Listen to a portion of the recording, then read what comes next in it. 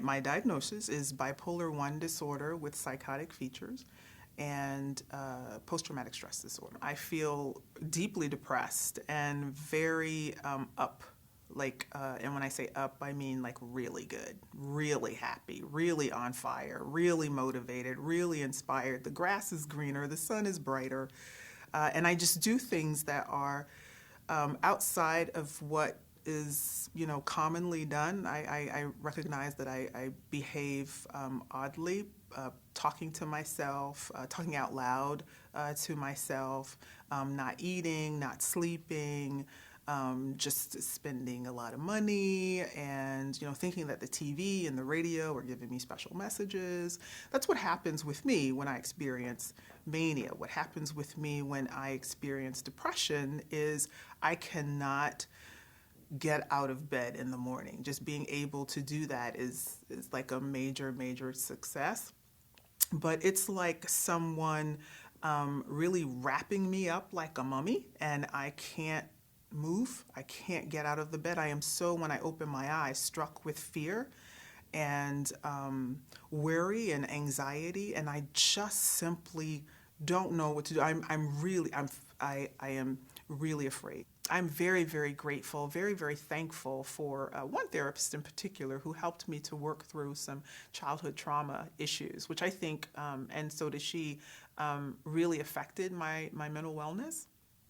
And she helped me to work through and process some of that stuff. And that was maybe 7 years or so ago. And I can totally see the improvement in the relationships that I have with my parents, the relationship that I have with my children. It really helped tremendously. So that was good.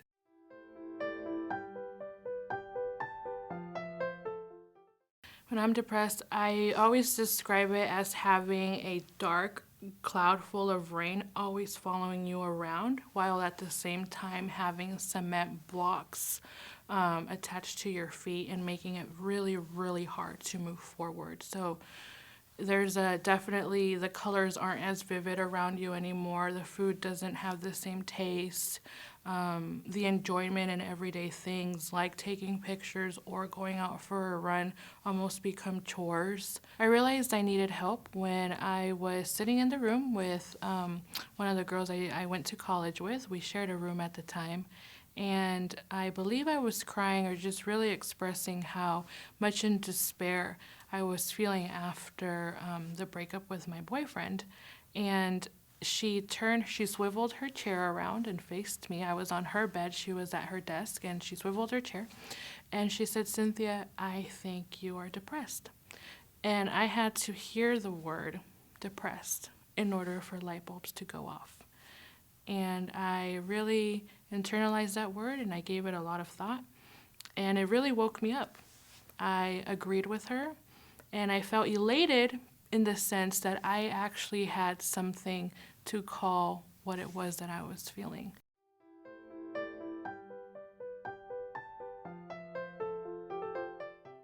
Now, if I were to go back to where I identified the first point in time to where I had a point where I needed help and I experienced trauma was when I was 6 and I was sexually abused.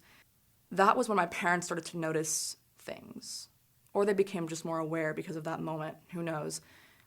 Either way, that was when things started happening and Amanda started becoming oppositional or having issues with rules or whatever. I did a little bit of burning, a little bit of cutting. It made it feel like I still could feel something. I could translate this cloud of thought and these sort of cyberspace thoughts and feelings and senses into something that was real, that I could see, that I could feel. Like you still have something pumping through you when you see the effect of hurting yourself. But it wasn't to the point of trying to kill myself. From a provider standpoint, my experience with that was very much, we think you have depression, we think you might have this, we think you might have that. And I felt like there was very little space to where it could be like, Amanda, how do you experience this? How do you, if you were to put it in your own words, what does that look like?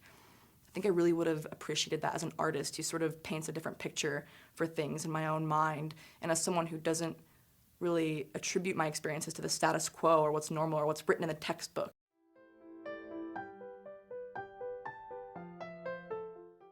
I'm diagnosed with post-traumatic stress disorder, and the traumatic event happened in 1979 when I crashed a Navy aircraft.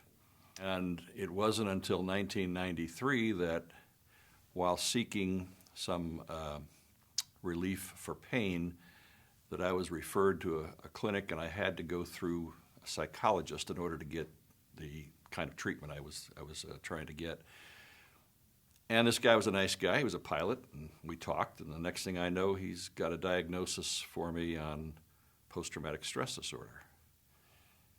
Well, I knew that as a government employee, if I admitted to having post-traumatic stress disorder, I would lose my security clearance, and that would mean I'd lose my job.